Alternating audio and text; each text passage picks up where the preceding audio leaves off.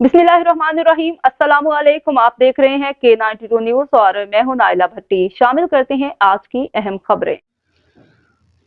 साबिक वज़ीर ख़ारजा और गौसिया जमात के सरबराह मखदूम शाह महमूद कुरैशी की गिरफ्तारी के खिलाफ दौड़ में गौसिया जमात का भरपूर एहतजाज। बहरान हाईवे से प्रेस क्लब तक एहतजाजी रैली और मुजाहिरा। गौसिया जमात के रूहानी सरबराह मखदूम शाह महमूद कुरैशी की गिरफ्तारी के खिलाफ गौसिया जमात के सैकड़ों कारकुनान और अकीदतमंदों की जानिब से ज़िला सदर काजी इजहार हुसैन डाहरी की क़ियादत में बहरान हाईवे बाईपास से एक एहतजाजी रैली निकाली गई, जो शहर के मुख्तलिफ रास्तों से होती हुई प्रेस क्लब पहुंची, जहां रहनुमाओं ने खिताब करते हुए कि मखदूम शाह महमूद कुरैशी की गिरफ्तारी को काबिल मज़म्मत है। शाह महमूद कुरैशी को फौरी तौर पर आज़ाद किया जाए।